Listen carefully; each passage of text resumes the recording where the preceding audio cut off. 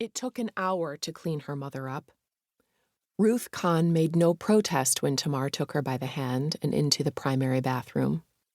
She didn't struggle at the noise of water spattering in the large walk-in shower, made no protest when Tamar pulled her nightgown off over her head to reveal her nakedness.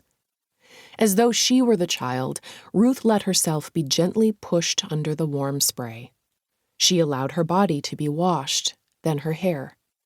Tamar held the washcloth over the elderly woman's eyes to protect them as she rinsed away the shampoo, the way her mother had done for her when Tamar was a child.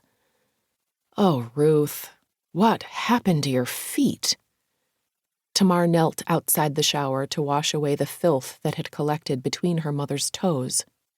The nails were thick and yellowed beneath the chipped crimson polish, but they were trimmed neatly.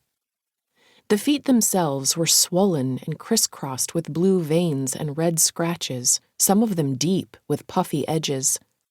Tamar didn't dare lift them, even one at a time, too aware of how unsteady her mother seemed to be and how likely she was to topple over. It was clear by the condition of Ruth's feet that she'd walked with them bare. All the way from Somerset House? That seemed impossible. The independent living home, where her mother had been a resident for the past 6 years, was a 20-minute car ride from Tamar's house, much longer than that on foot. Even if it was possible that her 77-year-old mother had left the place on her own and walked the entire way without shoes and wearing only a nightgown with nobody stopping her, nobody noticing she was gone, it was impossible that she could be here because Tamar's mother had never been to her house. "Let's get you dried off." Tamar guided Ruth carefully out of the shower. Using a soft towel, she dried her mother's naked body and wrapped another around her hair. Ruth complied, docile and pliable. She'd closed her mouth, which was a relief. The slack-jawed look had fully disconcerted Tamar, almost as much as finding her mother standing over her bed in the first place. Tamar guided her back to the bed. "Sit here. Let me comb out your hair." Her mother sat without argument. Tamar used the towel to squeeze out the water from the long gray strands.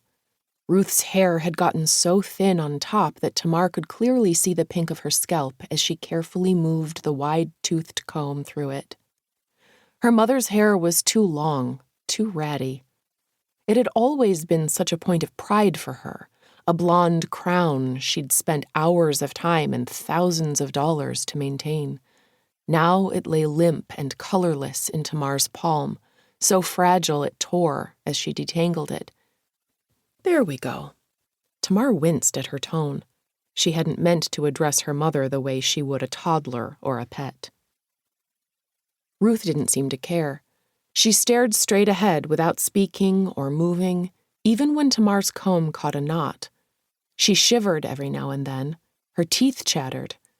Tamar kept the house cold to combat her hot flashes, and now she shivered too. "Are you cold?" Tamar leaned to look at her mother's face. "Come on, let's get you into something warmer, and I'll make you some tea. We can talk about how you got here." Tamar expected to have a hard time getting the clothes on her, but her mother took each garment she was handed and put it on by herself without fuss or even much fumbling. She moved slowly but competently. Not as frail as she looked then. Tamar was not surprised. Her mother had always been very, very good at presenting herself as she wanted to be seen, not necessarily how she really was. At last, dressed in a long-sleeved flannel nightgown Tamar hadn't worn in years, a soft gray cardigan, and knee socks in a bright rainbow pattern, Ruth followed her daughter down the stairs. She took them one at a time, holding onto the railing with Tamar gripping her other arm. Ruth was slow but steady enough, and by the time she reached the bottom, she no longer seemed even to need Tamar's support. In the kitchen, Ruth sat at the table without being told. Tamar filled the electric kettle and got out her tea chest. Instead of the delicate cups and saucers she normally used, she took 2 plain crockery mugs from the cupboard. The mugs had come in a box of matching dishes from the discount store and could be replaced, but the teacup...